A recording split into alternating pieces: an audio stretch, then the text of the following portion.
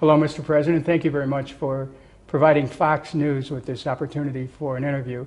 I'm joined here by my colleague, reporter Greg Palcott, and we're very interested in proceeding. As you know, there's been a number of breaking news stories which we need to discuss with you. The UN has just released its chemical weapon report. My colleague, Greg Palcott, will be discussing that with you in a moment. I want to talk to you about other major developments regarding the chemical weapons plan, which has been agreed to by the U.S. and the Russian government. Do you agree with this plan to secure and to eventually destroy the chemical weapons? Last week we joined the international agreement of preventing the WMD, chemical WMD. And part of this agreement, the main part, is not to manufacture these armaments, not to store, and not to use, and of course not to distribute. And part of it is to get rid of those materials, the chemical materials. So of course when we are part now of this agreement, we have to agree on that chapter. You have to agree on getting rid of all these armaments, to destroy. Why do you agree now? No, actually it's not now. If you go back 10 years ago, when we were a non-permanent member of the Security Council in 2003, we proposed to the United Nations, to Security Council, Syrian proposal is to get rid of the WMD from the Middle East, to have a chemical-free zone or WMD-free zone in the Middle East. And actually the United States opposed that proposal. So as conviction, we wanted to see our region free of WMD, all kind of WMD, because it's a very volatile region. It's always on the verge of anarchy and wars.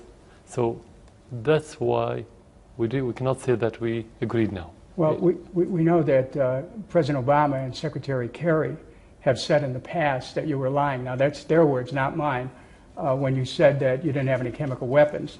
A few days ago in an interview with Russia, Channel 24, you admitted you had chemical weapons stockpiles. Now, I just want to make sure we're clear here before we go forward. Do you or do you not have chemical weapons? First of all, regarding what Obama and Kerry said, I dare them to say that we said no once. We never said it. You never said? No. We never said. Tell us now. We never said no. We never said yes. Can we you always say yeah? But we always say it's classified issue. We don't have to discuss it. And if we want to talk about it, we say if. And if means you may have it, you may not. So this is blatant lie. Okay, but can you tell us now? Do you have chemical weapons or don't you? Of course, when we joined the treaty last week, it means that we have, and we said that. So it's not a secret anymore. So as far as the American people, you will agree that you do have a stockpile of chemical weapons. Of course, that's why we joined the international agreement, in order to get rid of these. Now, my colleagues, my former colleagues on Capitol Hill are kind of skeptical about your agreement with this plan. They say it's just a stalling tactic. Is it? Well, a stalling tactic? What's it, to join the agreement? Yeah, that you're just stalling right now for time, that you really don't have any intention of going along with the plan. Are you stalling? When you join the agreement, you have mechanism, and you have to obey these mechanisms. And according to the history of Syria, we never made agreement with any party in this world, and we didn't fulfill what we have to do, our role in that agreement. Never. So you would say that President Obama then can trust you to follow through? I don't think that President Obama should trust me first. The Syrian people should trust me, not President Obama. That's okay. Second, when you talk about agreements and international relations, you have mechanisms. And those mechanisms should be based on objective criteria. So if you want to trust or not trust, watch this country, see if they obey those mechanisms and those rules or not. This is where you can trust him or not. So it's not personal relation. I understand. So you're under a tight time deadline. Are you going to be able to provide the list that is part of the agreement? Exactly. List of chemical weapons? You should provide a list of the arsenal that you have to the organization of the chemical weapon. And are you open? Are you ready to open chemical weapons sites to international inspection? We didn't say that we are joining partially that agreement or that organization. We joined fully. We sent the letter, we sent the documents, and we are committed to the full requirements of this agreement. Well, would you be ready to let our Fox News cameras have access to some of the chemical weapons sites so that the American people will be able to see for themselves? Is that possible? In Syria, we have institutions, we have rules, we have conditions. So we have to go back to this institution to ask them for that request. And after they study the request, they can say yes or not. But it's not about the president to take that decision alone. So we have institution. You can do that after this interview. You can ask for permission. Can you destroy these chemical weapons quickly? And if not, why not? I think it's a very complicated operation technically, and it needs a lot of money. Some estimated about $1 billion for the Syrian stockpile. We're not expert in that regard, but that's the estimates that we've had recently. So quickly depends. You have to ask the experts what do they mean by quickly, because it has certain schedule. It needs a year, maybe a little bit less or a little bit more. So well, what do you mean by quickly? Since it is the United States which demanded that you give up chemical weapons, would you be prepared to turn over your chemical weapons to the U.S. government for the purposes of safely destroying those weapons? As I said, it needs a lot of money. It needs about $1 billion. It's very detrimental to the environment. If the American administration is ready to pay those money and to take the responsibility of bringing toxic materials to the United States, why don't they do it? But of course, it's going to be in cooperation with the specified organization in the United Nations. But you're prepared to hand them over at some point for the safe destruction of them? Doesn't matter where. As I said, at the end, if you're going to destroy them, doesn't matter where they go. Are there any conditions? No, we don't have any condition to send it anywhere. At the end, if it's going to be destroyed, it could be destroyed anywhere. It's, as I said, it's very detrimental to the environment. So whoever country is ready to take the risk of those materials, let them take it. I just have one final question before I give it over to my colleague, reporter Greg. Do you have a security agreement with the Russian government that if and when you give up your chemical weapons, that you, in fact, will be protected so that you're not vulnerable to attacks? Yeah. Because we know there are other nations which gave up their weapons and then they were attacked. You know, the Russian role politically was very efficient during the crisis in Syria, during the last 2.5 years. And they vetoed it 3 times in the Security Council. So actually, they protected Syria politically. They don't have to have a security agreement with Syria regarding this. It's not about only about the army and the war. It's about politics, first of all. So I think they are doing their job without having this agreement. So just to summarize, you do have chemical weapons. You're prepared to go along with the plan to destroy them, and that you're prepared to cooperate with the international community in that. Again, as I said, what you mentioned, all are part of the international agreement, and when we agreed to join this agreement, we want to fully cooperate with this agreement, not partially. I think this is very clear. Greg? All right, thank you, Dennis. Mr. President, this is so important. Let me just follow up on just 1 or 2 points and then move on. Again, no conditions. You will agree to this plan to destroy your chemical weapons. You had put conditions on this in the past week or so, but no conditions. The only condition that the agreement will entail and propose and provide. Okay. So now we are going to discuss the details with the international organization. So I don't have all the details to discuss it with you now. And I'm not the expert to have specialized people to discuss the details. But in general, as headlines, whenever we join agreement, as Syria, we are always committed to those agreements. Your problem was that there was a threat of force coming from the United States. There's still discussion of the so-called Chapter 7 resolution being put forward to the UN, which would include the possibility of force. Would that be a deal breaker for you if that went forward? What the deal breaker? Chapter 7 resolution in the UN, which allows bodies in the UN to use force if you're not complying. Yeah, there's misunderstanding that we agreed upon this agreement because of the American threat. Actually, if you go back before the G20, before the proposal of this initiative, the Russian initiative, the American threat wasn't about handing over the chemical arsenal. It was about attacking Syria in order not to use the arsenal again. So it's not about the threat. Syria never obeyed any threat. Actually, we responded to the Russian initiative and to our need and to our conviction. So whether they have Chapter 7 or don't have Chapter 7, this is politics between the great countries. So that's irrelevant to you? No, relevant. No. We obey because we want to obey. We have completely different incentives.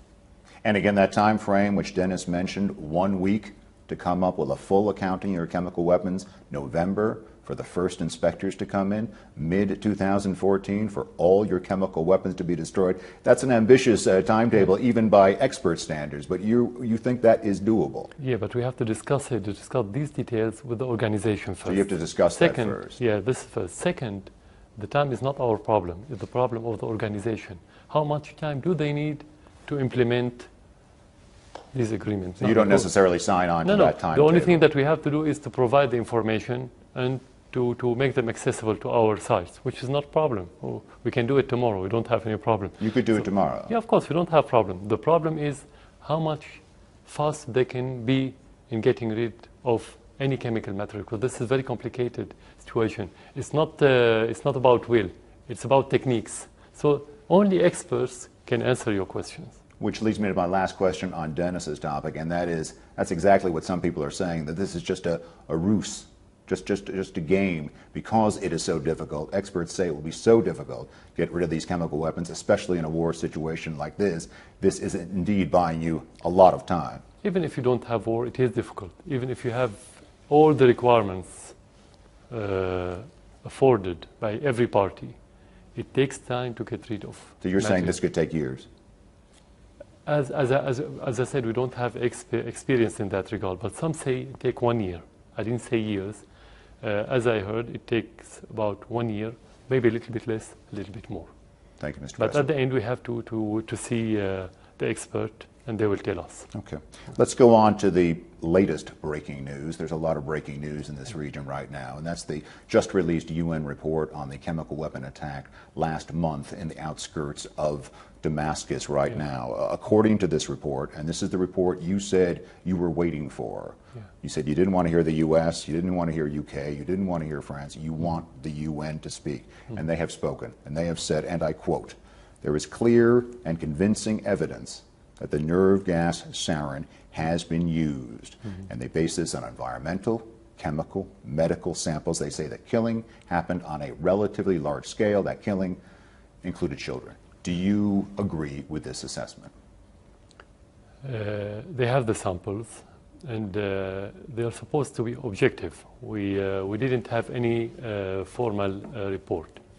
But the question, if I agree about the use of sarin gas. Now, do you agree with the assessment that a chemical weapon attack occurred on the outskirts of Damascus on August 21st? That's the information that we have, but the information is different from evidence. It's different? Yeah, it's different. So you disagree with the UN report? No, I don't disagree. You have to wait till you have evidence. You can agree and disagree when you have the evidence. You should They have the evidence. They've interviewed 40, 50 people on the ground. Yeah, we have to discuss the evidence with them. We have to discuss it with them because they are going back. They haven't finished their mission yet. They are going back, and we have to discuss it with them. We have to see the details. But we cannot disagree without having the opposite evidence. So nobody said that it's not used, because in March, we invited the delegation to Syria because the sarin gas was used in March. We had the evidence that it was used in March. And we'll get into that in a second. I wanted to ask you about when I talk as official, I can talk about the evidence that I have. Okay, but they put out a 38-page report. I mean, it's been posted since yesterday. I don't know whether you've had a chance to look at it. We have to look at it. We have to discuss it before saying whether they are correct or not. Yeah, okay. It's only yesterday evening. Let's go hypothetical then. UN Secretary General Ban Ki-moon has said that this is, in fact, a war crime, that it is despicable, that it is a grave violation of international law. If that event happened, as they are saying it did happen, would it be despicable? Would it be a violation of international law? That's self-evident, of course. Self-evident. Of course, that's self-evident. It is despicable. It's a crime. Because I'm sure you have seen the videos that we have seen of the child but no one, gagging on the ground, of the people no one has on verified the floor. the credibility of the videos and the pictures. Exactly. No one verified. The only verified things are the samples that the delegation go and took. Samples of blood and other things from the soil and so on. Which is what they say they have. But you cannot build a report on videos if it's not verified. But they are basing it on the blood samples. Especially as we live in a world of forgery for the last 2.5 years regarding Syria. You have a lot of forgery on the internet. Now there's a last key element to this UN report. And while the UN inspectors did not lay blame, that is, they did not place culpability for the attack, there are many experts interpreting this report, some that I've spoken to in the last 12 hours, that frankly say this attack looks firmly like an attack coming from your government, from the Syrian government. They point to a few things. They say it was a large amount of gas, sarin gas, maybe as much as a ton. The rebels could not have had that. They say the type of rocket, an M14 artillery, a 330 millimeter, never used by the rebels before, that they needed large vehicles to send these rockets up. The rebels don't have that. And maybe most importantly, they point to the trajectory of the rockets. They say that they were able to trace the rockets back from the impact point to where they came from. And in 2 different occasions, this is according to the UN, they say that the start point was Quezon Mountain, the headquarters of the Republican Guard. What do you say to that? Everything you mentioned is part of the report. Excuse me, sir? Everything you mentioned, all these points, are part of the report? These points are all part of the report. These are all facts. No, the report didn't mention anything regarding the Republican Guards or things like this. They said they gave the azimuth tracking of the trajectory, and people have extrapolated from the azimuth track that that is where it was coming from, northwestern Damascus. Yes. First of all, the sarin gas called the kitchen gas. Do you know why? Because anyone can make sarin in his house. They said it's very high quality, higher quality than even used in Iraq by Saddam Hussein, your neighbor at the time. First of all, any rebel can make sarin. Second, we know that all those rebels are supported by governments.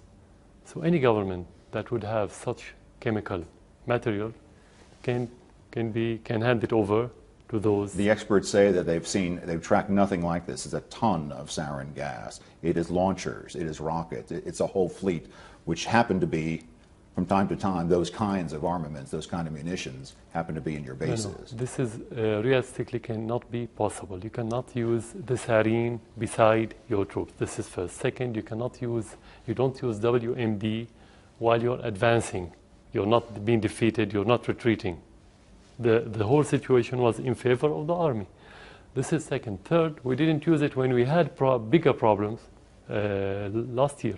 Third, when they talk about any troop or any unit in the Syrian army that's used these kind of weapons, this is false for one reason, because chemical weapons can only be used by specialized units. It cannot be used by any other units like infantry or similar traditional units. So all what you've mentioned is not realistic and not true.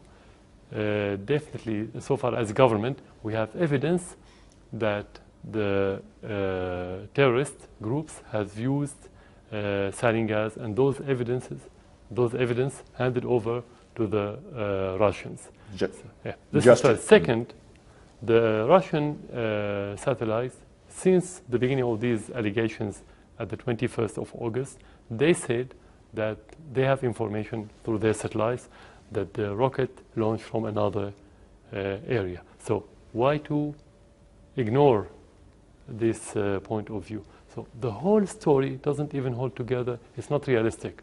So no, we didn't. In one word, we didn't use any chemical weapons in the Ghouta, because if you want to use it, you would harm your troops. You would have harmed the tens of thousands of civilians living in Syria, in Damascus. Just to conclude this portion, Mr. President, will you allow more investigation? Will you allow UN investigators to come in, maybe to further investigate this attack? As you say, other attacks, there's something like 14 different attacks where accusations are being made on both sides, and even a UN team to decide on the culpability, the blame for this attack. You will allow those UN teams to come in? We invited them to come to Syria first in March, and we've been asking them to come back to Syria to continue their investigations because we have more places to be investigated. The United States is the one who made pressure for them to leave recently before they finish their missions. When we invited the delegation, we wanted this delegation to have full authority to investigate everything, not only the use of the sarin or the gas or the chemical weapons, but to investigate everything about who did it and how. But the United States make pressure in order to keep it only by was it used or not. Why? Because I think the United States administration thought that if they are going to investigate who and how, they're going to reach the conclusions that the rebels or the terrorists have used it, and not vice versa. Thank you, Mr. President. Dennis? Do you believe that Syria's position as a secular state could be at risk in this conflict? Okay. Of course, when we have this kind of extremism and terrorism and violence, that will render the whole society into more closed society, more ideologically fanatic. And that's what they are doing. That's what the extremists are doing. But what does it mean to have a secular state? I mean, there are questions about whether or not, your position is authoritarian, whether you believe in democratic values. What does a secular state mean to Syria? Secular state means to deal with its citizen, regardless of their religion, sects, and ethnicity. Because Syria is a melting pot. We have tens of different cultures in Syria. If we don't have secular states that reflect this secular society, Syria will disintegrate. So that's what it means, secular society. Well, one of the notions about this very serious conflict is that it's a civil war. Would you agree with that characterization, that you're involved in a civil war? Civil war should start from the society, should start from within. Civil war needs...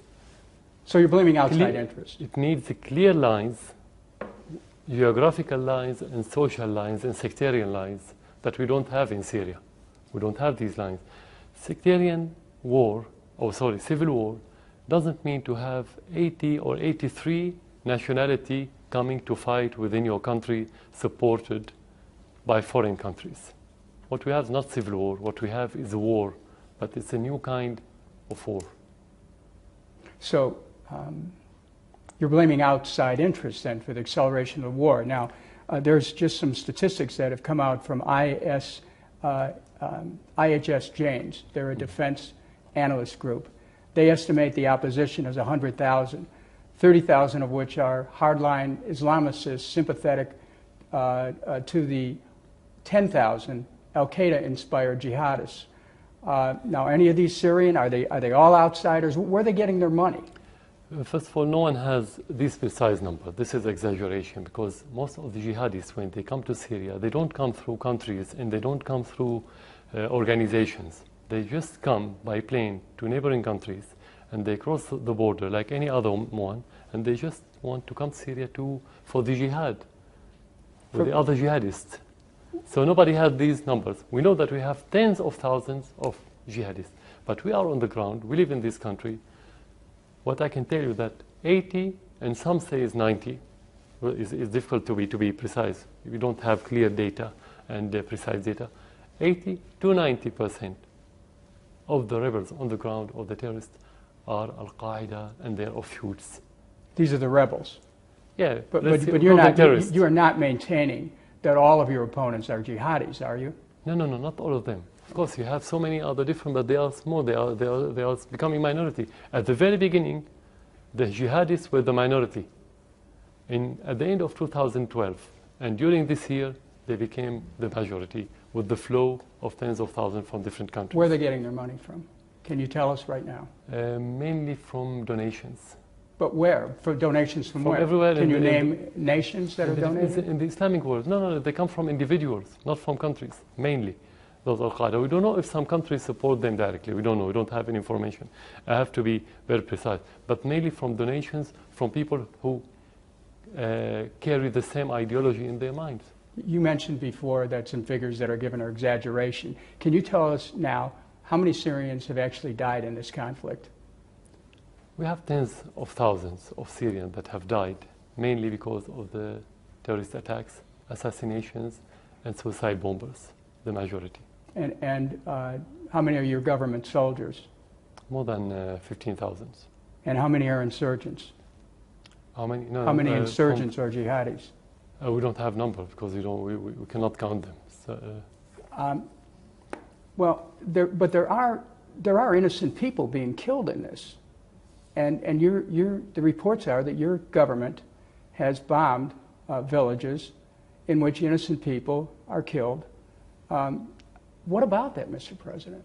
What about the innocent people who are killed by the Syrian forces? The majority of the innocent people have been killed by the terrorists, not by the government. You cannot, not a government, a wise government in the world that would kill its own people.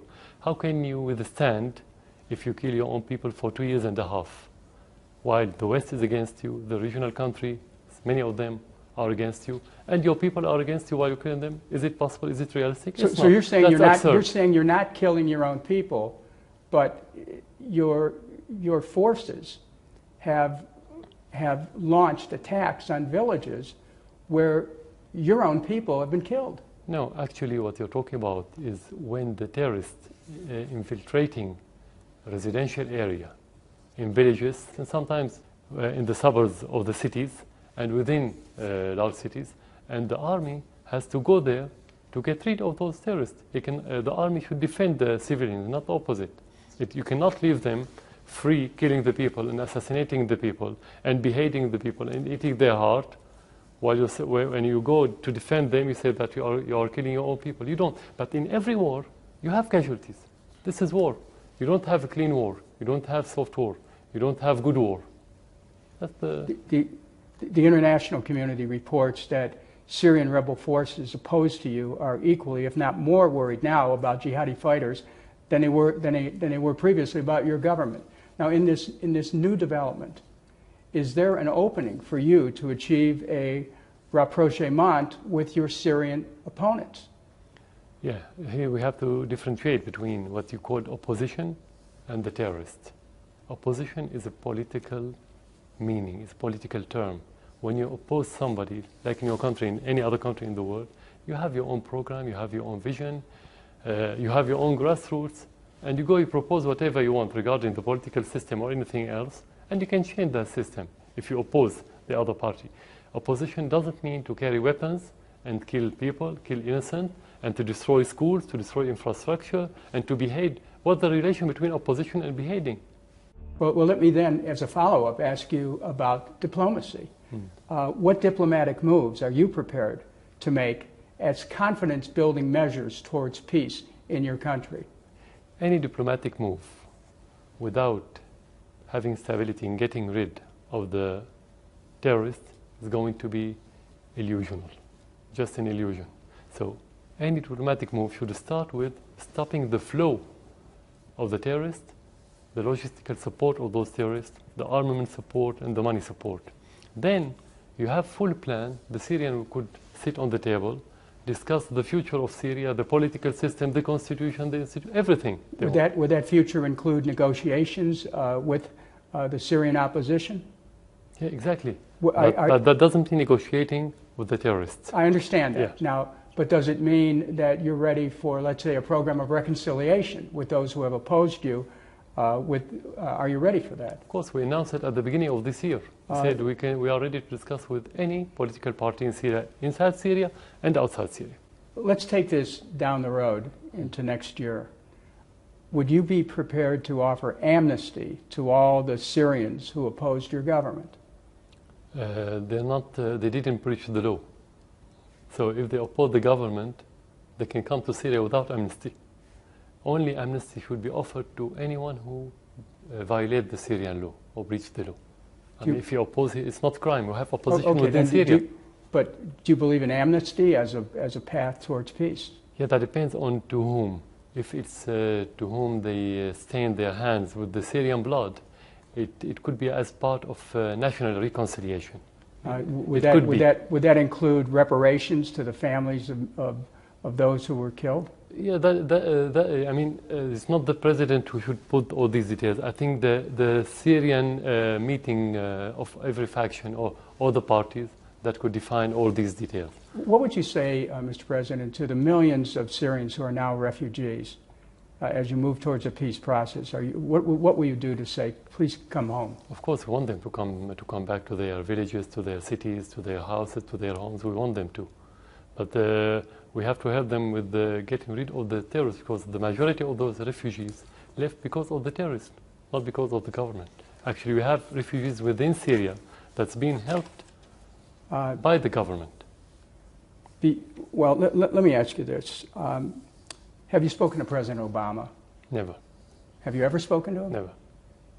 Are you interested in speaking to our president? That depends on the content. It's not a chat. If you wanted to send him a message right now, what would you say to him? Listen to your people. Follow the common sense of your people. That's enough. And Pope Francis instructed the international community to lay aside the futile pursuit of a military solution.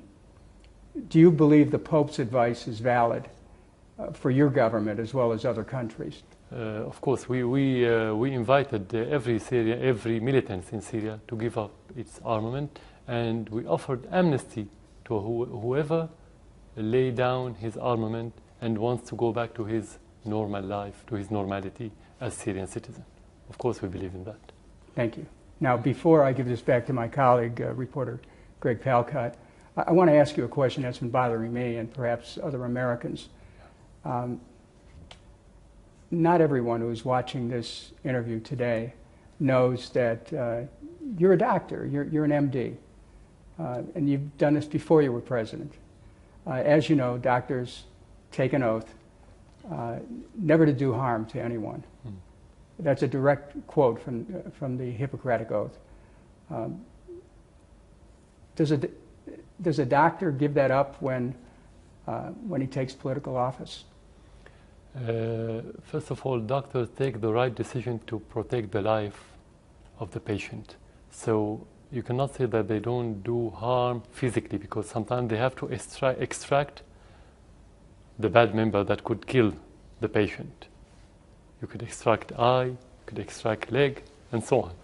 But you don't say that he's a bad doctor. It's still a humanitarian job, whatever they do. The same for a politician, but in a larger scale. A doctor deals with one patient, the politician should deal with the public, with millions or 10 of millions, and so on. So the question is whether your decision should help the life of the Syrians or not in such a situation. Nobody likes the violence. We are against the violence. But what will you do when the terrorists attack your country and kill the people? Would you say that I'm against violence, or you defend? You have army, you have police, they have to do their job. This is the Constitution, and this is the role of any government. What did you do in Los Angeles in the 90s when you have rebels? Didn't you send your army? You did. Greg. Exactly. So this is the mission of the government. The most important thing is when you take the decision, whether it harms or not, it should help the majority of the people. It's better if you take the decision that could help everyone, but sometimes in certain circumstances, in difficult circumstances, you cannot. So you have to take the less harmful decision. Thank you, Mr. President. Greg. Mr. President, our time is limited, but I want to briefly go back in time a little bit. I was here in 2000 for the funeral of your father. You assumed the position of president, and at that time, some people had real hopes for you as a reformer to change things, to bring more democracy to this country. In fact, however, critics and analysts said you pulled back. You pulled back to the point where Now you were being branded other things than reformer. You were branded dictator and much, much worse.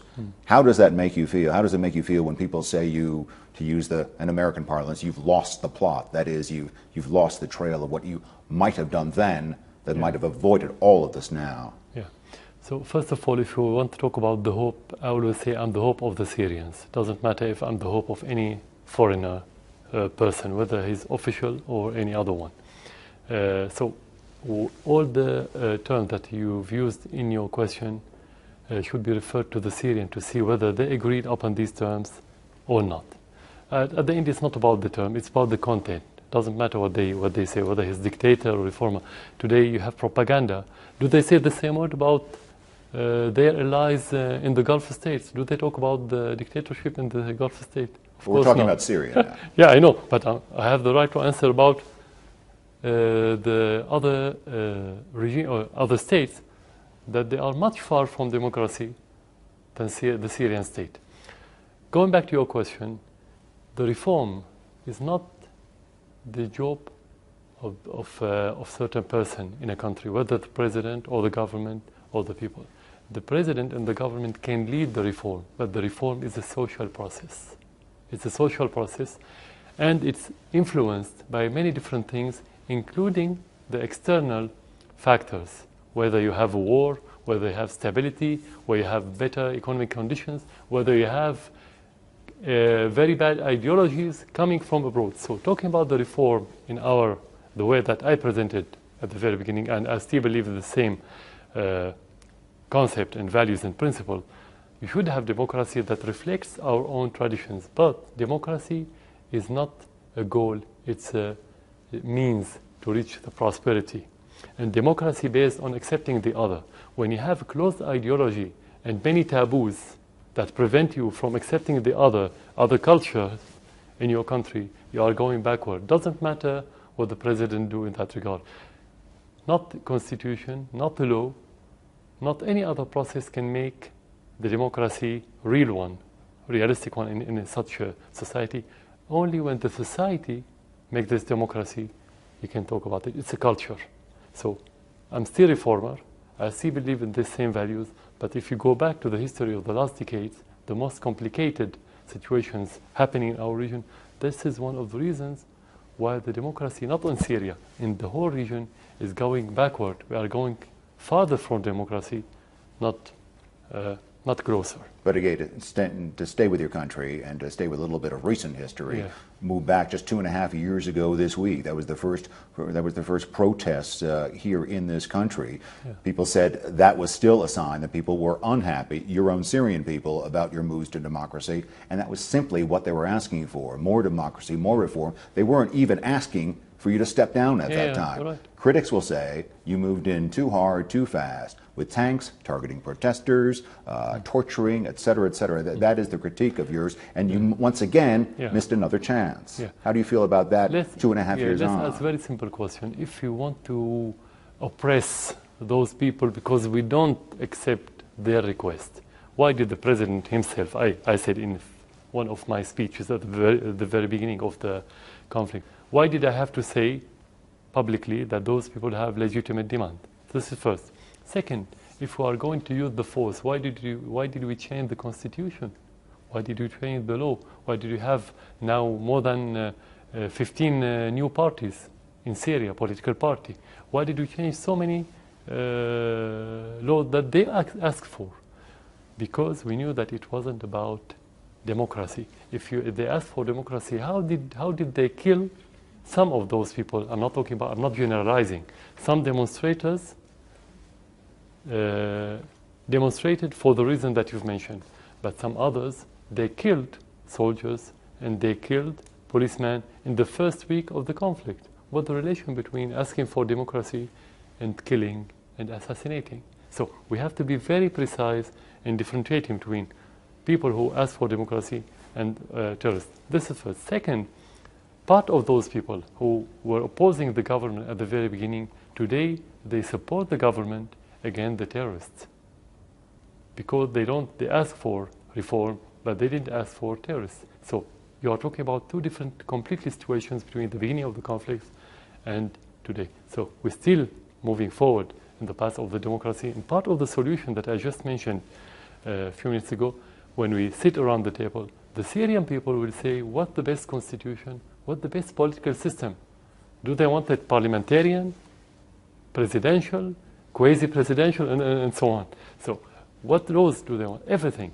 So it's not the president who's going to say it. If the people want to set up their new system, this is democracy.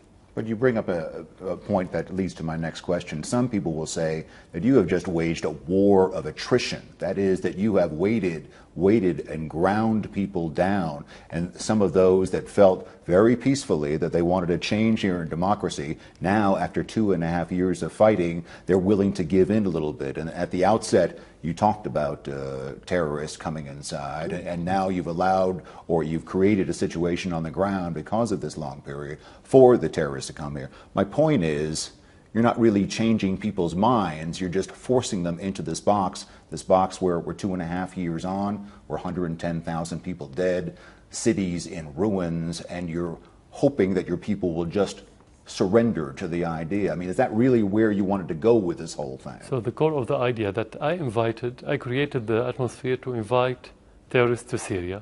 You held on long enough. You held on long enough against the demands of people who wanted peaceful demands for from democracy. the very beginning we accepted the demands. From the very beginning you we accepted the demands. From the very beginning, before the terrorists or those foreigners coming to Syria, from the very beginning, in 2011, 2 months after 6 days after the conflict, we said we're going to change, and we started the process of changing the constitution 2 or 3 months after the beginning, and we had the vote. I mean, the people. I didn't change the constitution. The people voted, or let's say there was a referendum, and the people voted in that referendum for this new constitution.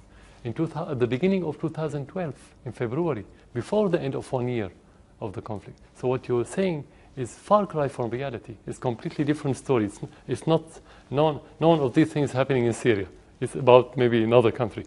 What happened in Syria from the very beginning, we said we are ready. If there's any demand, we are ready to change everything. So what could the president do, or how could he succeed if the people are against him? How can he succeed?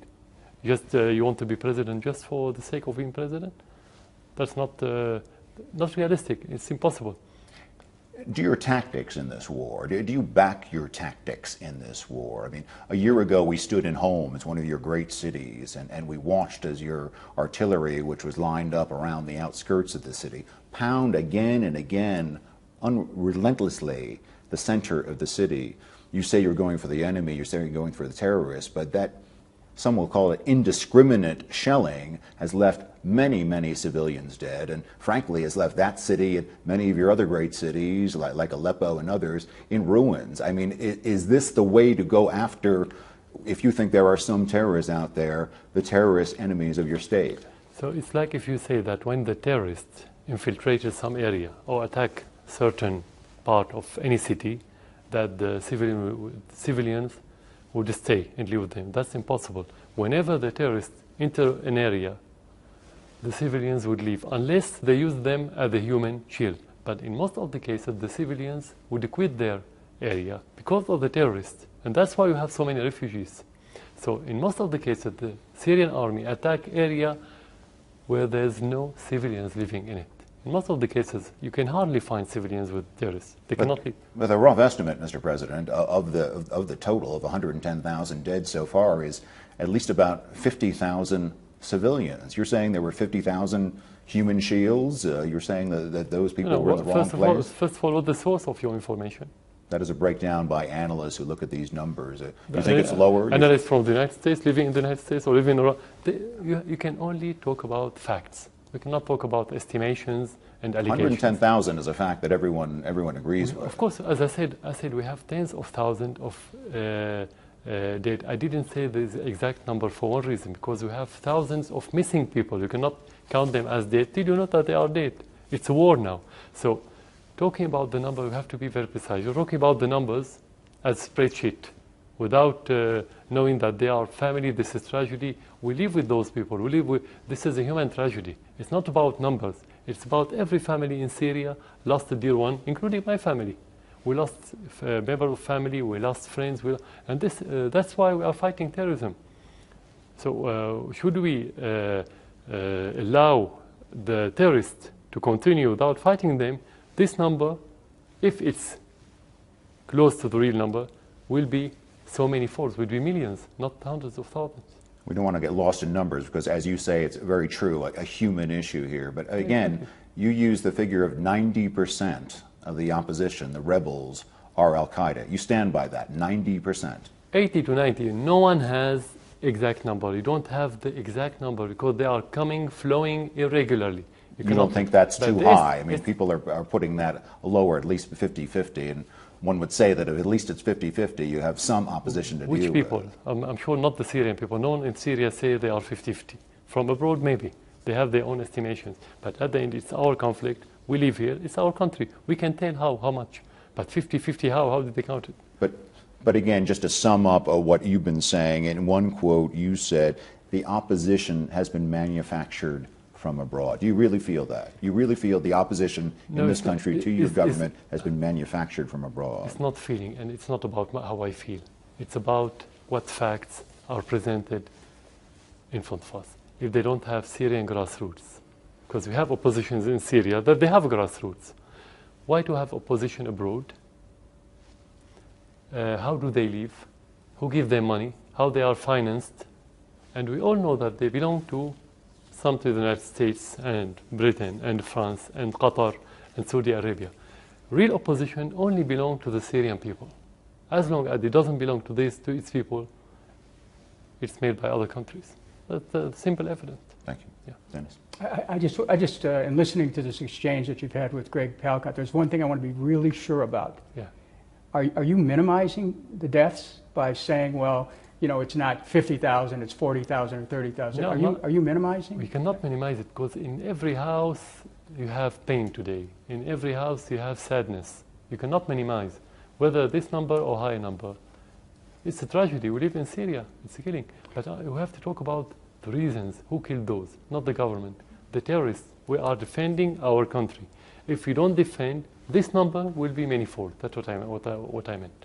Okay, I just wanted to clarify that. Now, looking at a broader picture here,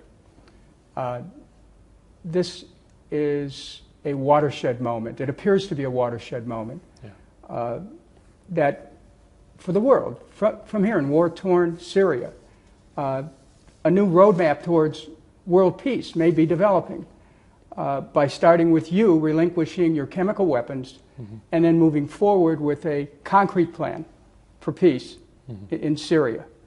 Do you think that we are at that kind of a moment? You're talking about the situation within Syria. There's no direct relation between the chemical issue and the conflict within Syria. It's completely different. So if we want to move toward a political solution, we can, but that's not related to the chemical agreement. I understand, but the fact that this chemical issue has brought the world together to finally pay attention. Yes. Is this a moment you can build from? That depends to a large extent to the countries that are supporting the terrorists in Syria. Before I go back to Greg, there are a lot of countries now involved in this process. Yeah. Not just the U.S. and Russia, but Iran, Israel, Turkey, and even China. So much depends on Syria's cooperation with the Geneva process. Are you prepared to make sure that this opportunity doesn't fall apart? We supported Geneva process from the very beginning, and we cooperated with the UN envoys that came to Syria. Actually, the one who put obstacles, not Syria, neither Russia or China, it was the United States, for many different reasons. One of the main reasons that they know that they don't have real oppositions abroad. They know this. This is one of their main problems, because the core of Geneva conference is to be based on the will of the Syrian people. So whatever we agreed in Geneva, upon in Geneva, is going to be proposed to the Syrian people. And if you don't have grassroots, you cannot convince the Syrian people to move with you. This is the American problem with their puppets, to be very clear and very frank. Thank you, Mr. President. Greg? And following up on that, Dennis and Mr. President, others think indeed that in fact there is a way forward here, that you are for the first time in this last 2.5 years speaking seriously to the international community about a negotiating track, granted just a narrow track of chemical weapons. And in fact, there could be the possibility of longer range talks.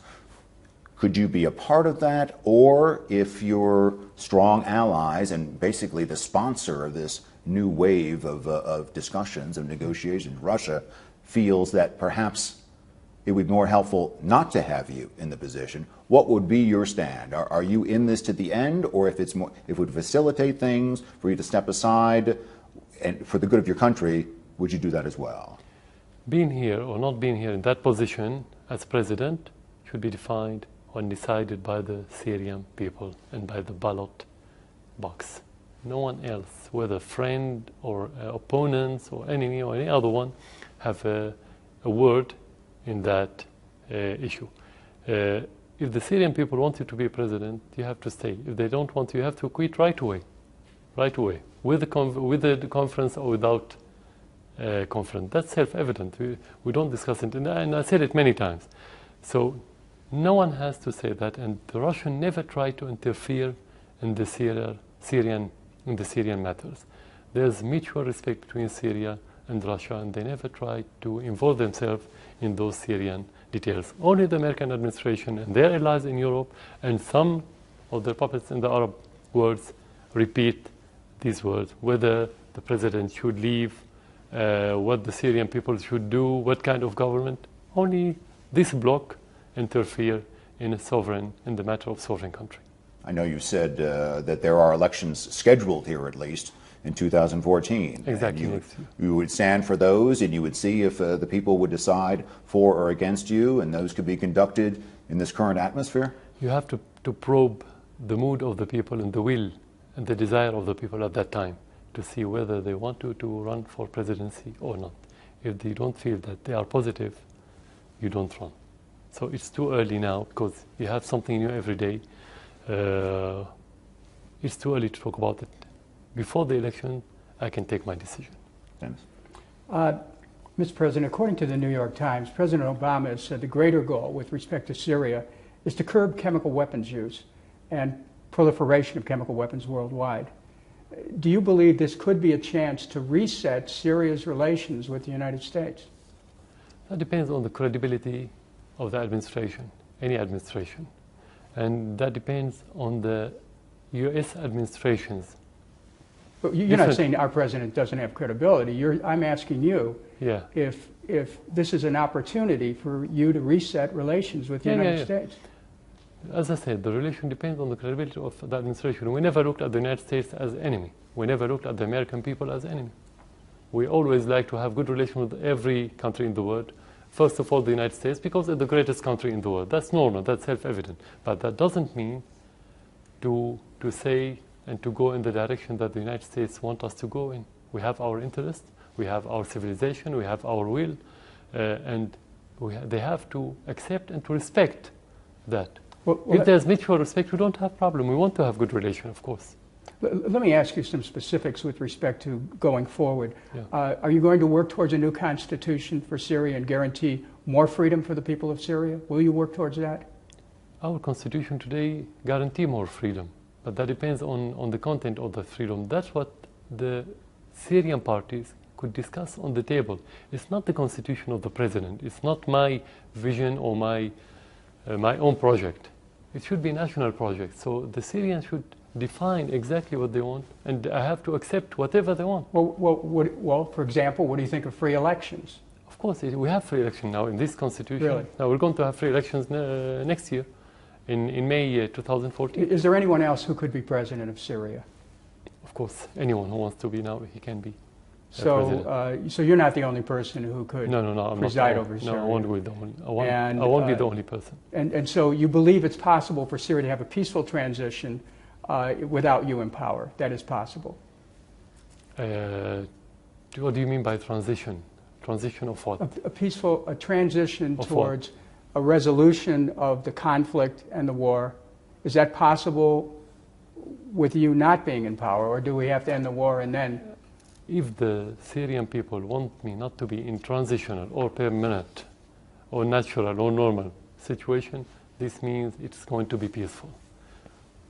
anything people doesn't want, it cannot be peaceful. Let's look 5 years into the future. Yeah.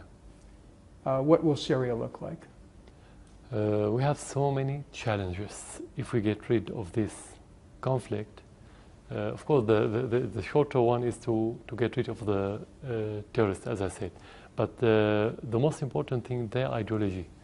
We have no doubt that the existence of terrorists from all over the world, extremist terrorists, have left so many side effects within the hearts and minds, at least of the young people in Syria. What would you expect from a child who tried to behead somebody with his hand? What would you expect from children that's been watching beheading and barbecuing heads and watching cannibals in Syria on the TV and on the internet? I'm sure that it has a lot of psychological side effect and bad effects on the society. So we have to rehabilitate this generation to be open again as Syria used to be. Of course, I'm talking now about local focal, but if we leave it, it's going to be like a ripple in the water that expands into the society. This is first. Second, we have to rebuild our infrastructure that has been destroyed recently, to rebuild our economy. And, as I said, to have a new system that suits the Syrian people, new political system and economic system and any other accessories regarding to these main headlines. Greg? Mr. President, as a reporter, I can just tell you what I see, and I've traveled around the country. I've seen this crisis go on. Right now, looking as you do at your country, with maybe 60 to 70% of your territory out of your control, maybe 40% of your population out of your control, 6 million people displaced, almost a third of your country has been displaced by this war. We've talked about the death tolls. We haven't even mentioned those who are injured. Do you see any way back? Do you see any way that the people could again be behind you in a totality? Do you see anything that you could do at this point to make up for this 2.5 years of hard, bloody, grinding war which this country has been put through? Today, after the majority of the people experienced what the meaning of terrorism, I'm talking about a country that used to be one of the safest in the world. We used to be number 4 in safety on the international scale. We were number 4. To try to experience directly the extremism and the terrorism, those people wanted now they are supporting the government. So they are behind the government. Doesn't matter if they are behind me. The most important thing is to be behind the institution. The majority is. Regarding the percentage that you put, of course it's not correct, the percentage. But anyway, the army and the police don't exist anywhere in Syria. And the problem now is not a war between two countries and two armies that you say, I took that land and I liberated the other land and so on. It's about the infiltration of the terrorism. Even if we liberate or get rid of terrorists in certain area, they'll go to another area and destroy and kill and behead and do their routine. The problem now is the infiltration of those terrorists to Syria, and the most dangerous problem that we are facing, their ideology. This is more important than how much percent we have and how much percent they have. At the end, a large number of them are foreigners, they're not Syrians. They will leave someday or they'll be dead inside Syria. But it's about the ideology that they're going to leave. This is the worry of Syria and the neighboring country, and this should be the worry of any country in the world, including the United States. Thank you, Mr. President. Thanks. Mr. President, thank you for this interview. Thank you very much. Thank you. Thank you for coming to Syria.